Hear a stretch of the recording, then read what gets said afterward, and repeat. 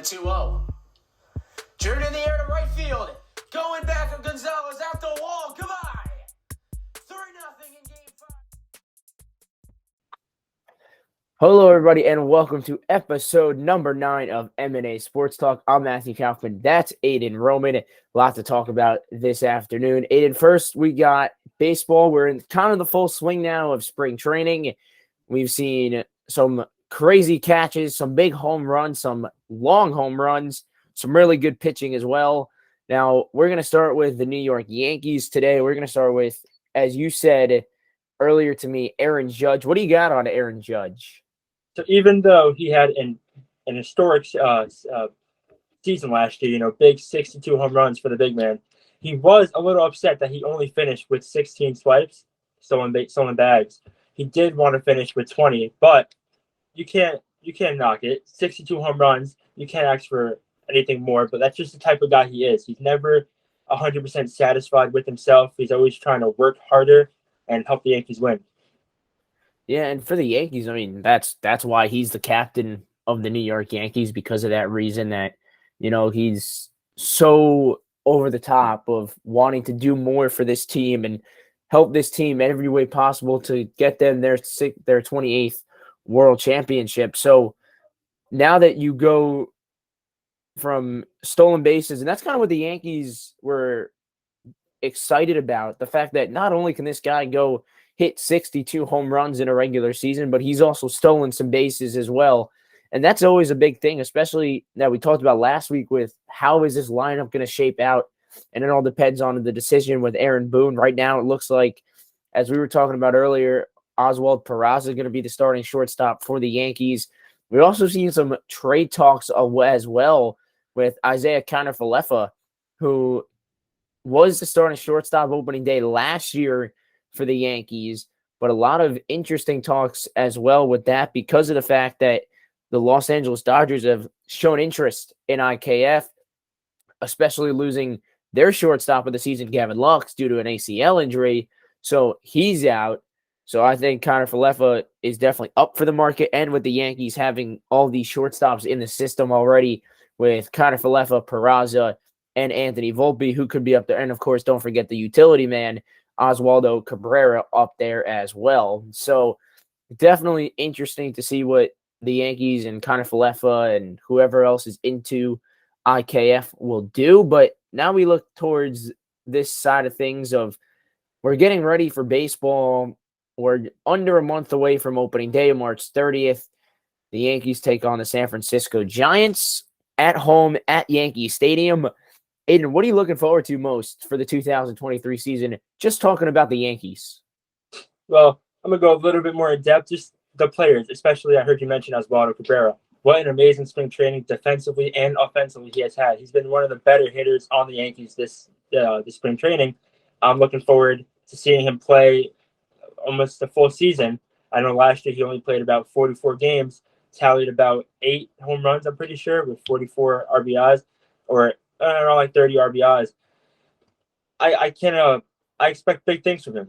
As you said, the utility man, you could throw him anywhere. I know today he was playing center field, had an amazing play, but during the regular season, I expect to see him a lot in left field. Now, I don't really think Judge should be playing. I know some news broke out about Judge playing left field. I think you should keep that Gold Glover and the captain in his primary position in right field, even though I know he has played some left field in his past back in college, but we got to keep the big man where he's supposed to play. I think Oswaldo Cabrera, and I can't really blame it. I can't really blame anybody if they want to put Hicks in left field. He's had quite an amazing start to the spring training. Most people are shocked. I'm kind of surprised. I saw a little bit in his highlights when he did hit that home run in his first or second appearance. He did change his swing. His head is still. He's not moving as much. The light kick is a little more calm, more a compact swing. So at this point, I think we should give Hicks another chance. He seems like he does want to help bring wins to this organization and especially fill that gap up in left field. Yeah, and it's interesting because there's so many different guys right now for the Yankees that could be considered to be the opening day left fielder. obviously the first thought for Aaron Boone is not probably, as of what we know, not to have Giancarlo Stanton in the field on opening day against the Giants on March 30th. But if that were the case, most likely we obviously would see Judge play left. Obviously, the Gold Glove, Harrison Bader in center, and then Stanton would play right. If not, and Stanton is not in this outfield for that game, he would be the DH as of what we would think as of today. So you would have Judge obviously in right, you'd have Bader in center. But the question is, who would be your opening day left fielder? Is it going to be Aaron Hicks, or could it be Oswaldo Cabrera, which we've seen kind of play out for the Yankees? We saw Cabrera play all over the field. Aaron Boone straight up said that he is the utility guy. He could play anywhere pretty much in the field for the New York Yankees, and that's going to be such a big thing for them to have that kind of ability, to have a guy like Cabrera who not only is good offensively and defensively, but he is so capable of playing all over the infield, really, and all over the outfield, as we saw him, and as you mentioned, that great play in center field today in that spring training game against the Cardinals. Speaking about playing all over the infield, let's talk a little bit about DJ LeMahieu. 4 games, 10 at-bats, 3 hits, batting 300, on-base percentage 300. Slugging is a little low, obviously 300. He does need to play in more games, but all over the infield, third, first, second, really anywhere you need him. I say that Osvaldo's utility factor is a little higher than DJ's, but DJ is way more efficient defensively, especially on the hot corner, third base. Now, I know we talked about this a little bit last episode, but when it comes to opening day, I know you just mentioned, and that starting lineup Boone's going to present to us, do we see Donaldson playing third base? Yeah, and it's a thing for the Yankees that they have so many different options at this point, and I think that's in a good way for the Yankees, but it could also cause you troubles eventually down the road because, yes, you obviously know right now, as of today, Anthony Rizzo is your opening day first baseman. Gleyber Torres most likely is guaranteed to play second. Shortstop and third base are going to be up for grabs, and I could see Josh Donaldson not in the opening day lineup and having LeMahieu play third base. And obviously, we're still waiting for the decision between who will be the starting shortstop. Peraza, Kiner-Falefa, Cabrera. Most likely not going to be Volpe, in my opinion. I say that he waits a little while to come up to the big leagues. But for the Yankees, you put him at third base in LeMahieu, yes, you still have, no matter what, you have a great defender playing third base.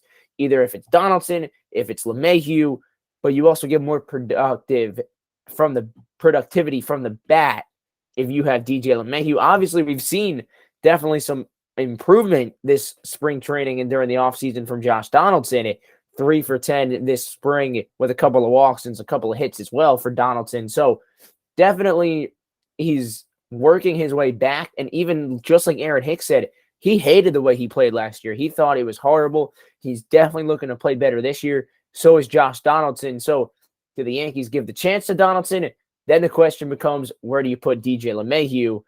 If Torres is also in your starting lineup, you got to battle it out for that as well. So, Aiden, going from the Yankees, let's talk about the New York Mets. Let me tell you, this team looks really good on both sides of the baseball, on the offensive side and the defensive side. This is a Mets team that, just looking at their first 2 pitchers that you're going to face in a rotation, Max Scherzer and Justin Verlander, Aiden, these are 2 guys that are going to be future Hall of Famers, in my opinion, and should definitely be future Hall of Famers. So what is it like for opposing teams knowing that if you start them at the number 1 position, the ace position, you're facing the 2 best pitchers possibly in baseball to start your series?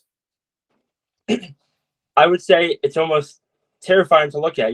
I'm going to move a little bit into the Yankees. Yankees and Mets do play, I'm pretty sure it is mid-second week of June, if I'm not mistaken, or July.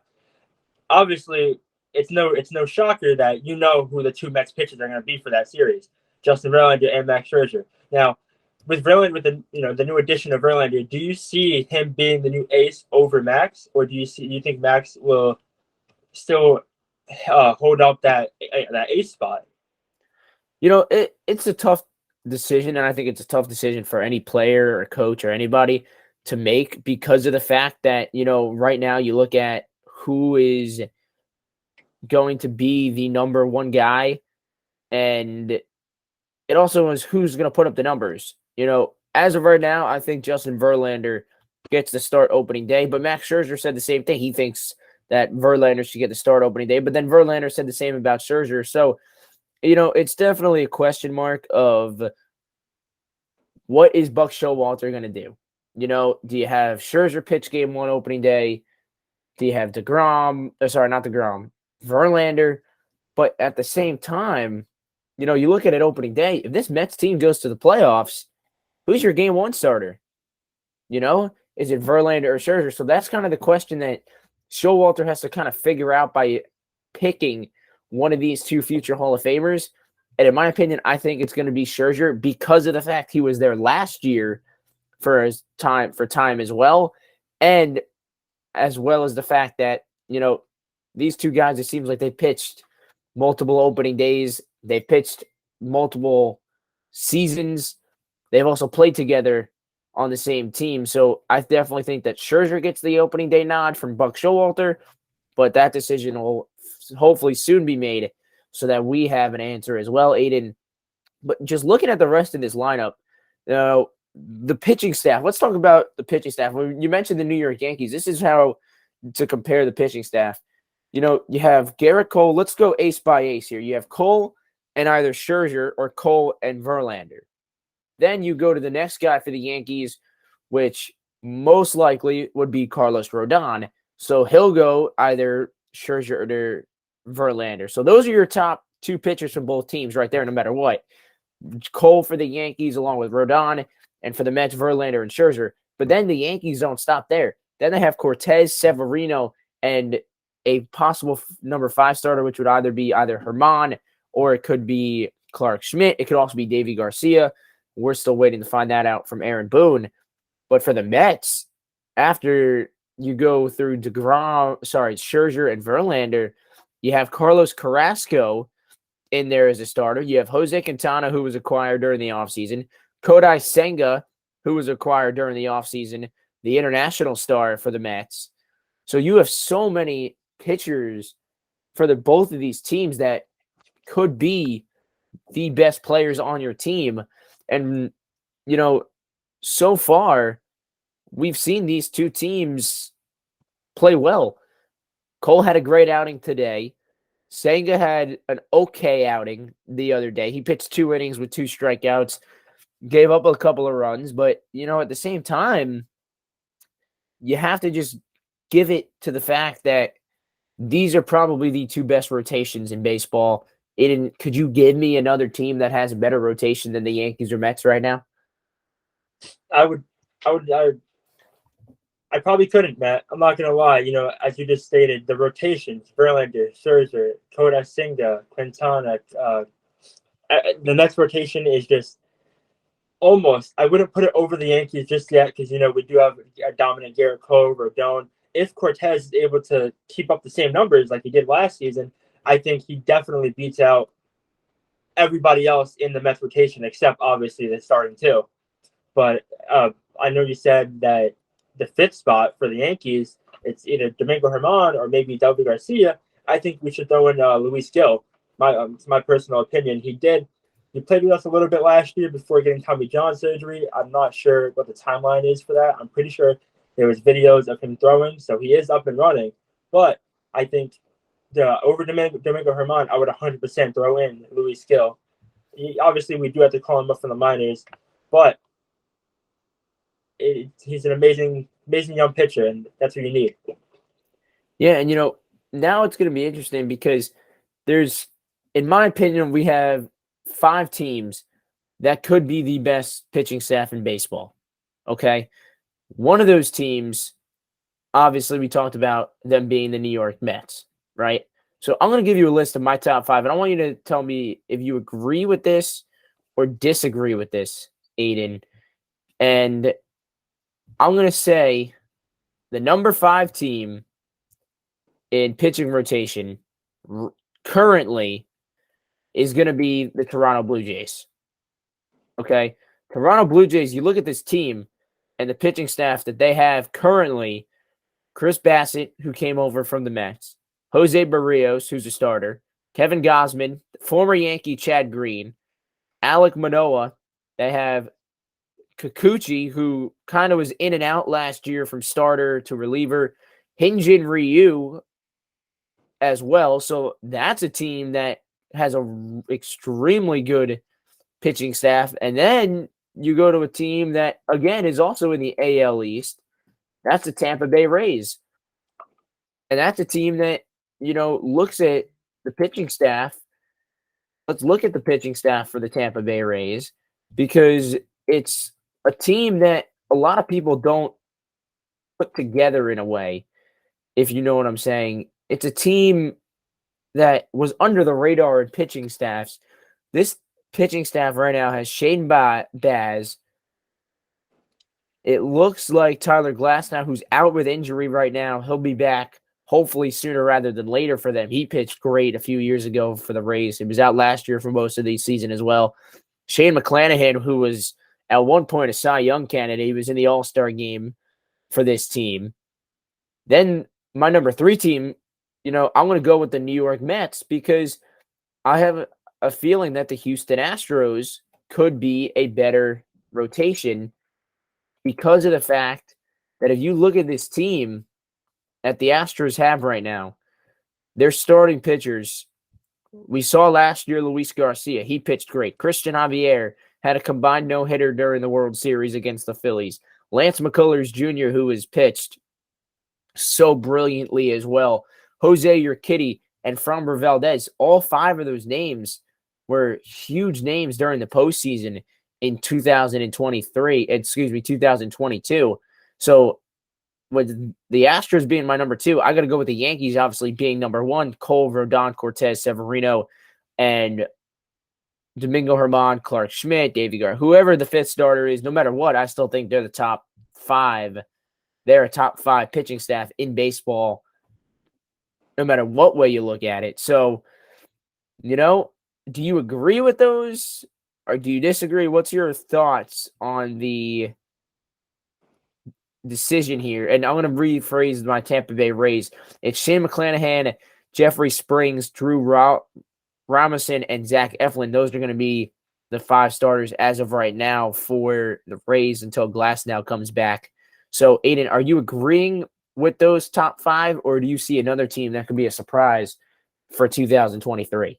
Matt, I agree with everything you said except that number 5 spot. I think I have a better counter offer for your number 5. I would say the Atlanta Braves rotation. They got Max Fried at their ace, Kyle Wright, Spencer Strider, an amazing young rookie who just amazing. I'm lost for words. Charlie Morton and Ian Anderson. I think they put up a great rotation. I wouldn't really want to face anybody, maybe their fifth starter, but once you get down the list, Max Fried, they went 14-7 last year. Kyle Wright, 21-5. Spencer Strider, 11-5.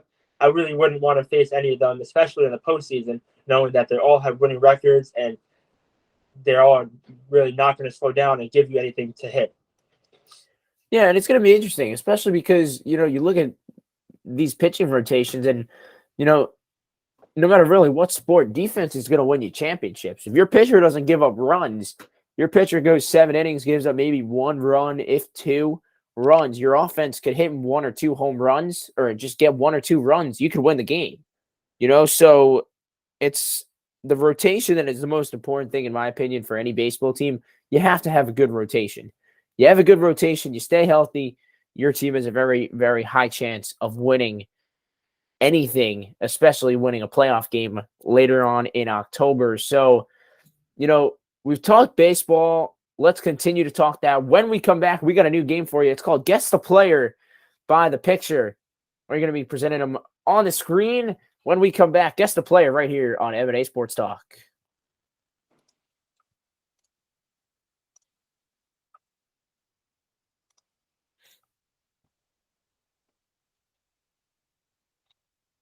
All right, everybody. Welcome back to M&A Sports Talk. Once again, I'm Matthew Kaufman. That's Aiden Roman. This is how this game is going to work. You're going to get 10 players to guess whoever's got after you're going to have as many players to guess until you get 10 of them correct.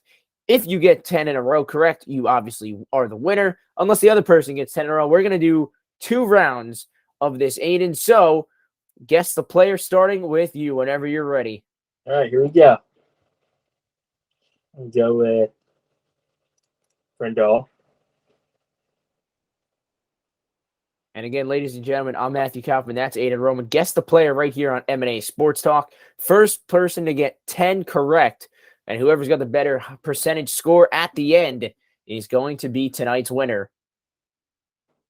And it's interesting, Aiden, you know, we talk about all these guys all the time and everything like that. It just, once you see the player, you know, and you got to react quick. You only have a certain amount of time to answer these questions. You have 10 seconds between each player to get the correct answer. So Aiden here at 7 correct now, with 8 trying to wind things down and get the right one. So far 9 correct, 3 wrong. This is, if he gets it right, the last one. No. And that's going to do it. So he got 67%. So Aiden, you're going to remember that number. We're going to click another quick timeout. When we come back, it's my turn to guess the player.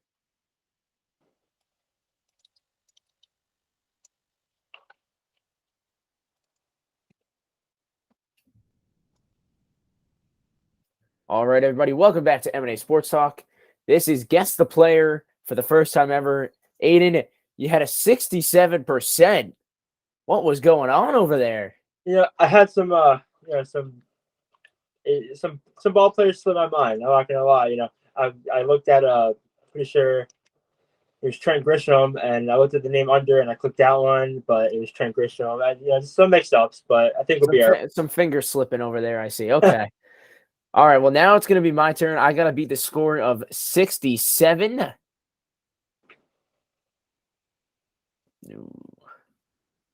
And they get harder as we move on, I believe. I'm not 100% sure, but it seems like they do.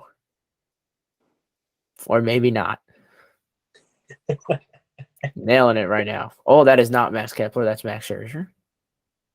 Ooh, that's Colin Wong. I might have gotten an easier one than you. Yeah, what's up with this? This is all Story. Curtis Granderson.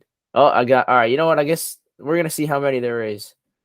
Oh, that's Justin Smoke. I knew that too. I guess there's 15 questions or 20 questions. I'm not sure. Former Yankee Luis Sessa.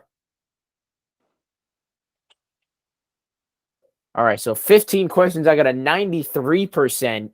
So, Aiden, unfortunately, I did beat you. Well, fortunately for me, I beat you. Unfortunately for you, you did not beat me. But, you know, this is kind of fun, you know, in a way to get our minds getting ready for the 2023 baseball season. We're going to try and do more of these kind of games, think of different ones throughout the week and kind of figure out what to do for the next coming episode. And don't forget, next week, Aiden, it's episode number 10. We are in the 10th episode of M&A Sports Talk, a little celebration time as well. So we are going to hit to the football side of things. Not too much to talk about over there in the NFL. They do have some news. Daniel Jones re-signs a contract with the New York Giants, 4 years, $160 million. They have him locked up for the next 4 years at MetLife Stadium for the New York Giants. They franchise tag Saquon Barkley, so he will be a New York Giant at least for next year. And then Derek Carr, Aiden, this surprise, Derek Carr, who was in talks with the New York Jets, decides to go to the New Orleans Saints. What are your thoughts? Yeah, it's a little surprising. I did expect him to go somewhere more of like the 49ers or maybe even the Jets, but it's a really big surprise. You know, Derek Carr, I know we talked a lot about him last week's episode of like, where is he going to go? Especially where's Lamar going to go? Where's everybody going to go? But it's a big surprise for Derek Carr. You know, I mean, there is some weapons on the team. We do have an amazing wide receiver, but Michael Thomas. But do you think Derek Carr can get it done in the postseason? Do you think they can even make it to the postseason? Or do you think they need more assets? You know, I think this team and what they could do with head coach Dennis Allen right now, it's up in the air. Obviously, everyone has to stay healthy. but it also could determine if Derek Carr has a good year or a great year. If Michael Thomas can stay healthy, Alvin Kamara has a great year as he's had in the past, and the other receivers step up. Rashid Shaheed, we saw the rookie last year. He made some big-time plays. You also see a lot of Taysom Hill, I have a feeling, for this upcoming season. We'll see what Dennis Allen could do. Then we have Aaron Rodgers, who's been another question mark in the air. And Aiden, it's been a question mark over our heads for the last couple of weeks as well. Where does Aaron Rodgers end up? Either does he stay with the Packers? Is he going somewhere else? Or is it? Well, Matt, like I've said in the last few episodes that we've talked about, the free agents, and especially Aaron Rodgers, I stick with my theory. I think it's time for him to hang up the cleats. That's just how I am. I don't think he should re-sign with the Packers or go anywhere elsewhere. I think he should. I think it's time. Tom Brady retired. You have Eli retired. I think it is time for him to hang him up. Yeah, and if anything, he is going to visit the Jets in the near future. They did allow him to go take a visit, or allowing him to go take a visit over to New York to see the New York Jets and the representatives over there. But again, as you mentioned, he's been doing this for a long time. Really, the era of those guys have been over. Eli retired, Tom Brady retired this year, Roethlisberger, Phillip Rivers, like that era seems like to be retired as the quarterbacks. At least Drew Brees is gone as well. So he's really just the last one at this point. Yes, could he still play? Absolutely. He could still sling the football all over the field. But it's going to be a fact that where do you go? Are they going to give him what he wants? And is he going to get what he needs to be successful? Is he staying in Green Bay? Does he go to Vegas? Does he make the money if he hits the jackpot in Vegas as well? We got to find out later on. So we're going to take a quick timeout. Really not much to talk about today in the football side of things. Lamar Jackson also getting the franchise tag along with Josh Jacobs and some more. We're going to go to the New York Knicks basketball. Coming up, the unfortunate 9-game winning streak snapped last night to a loss to Charlotte. All that and more coming up on M&A Sports Talk, episode number 9.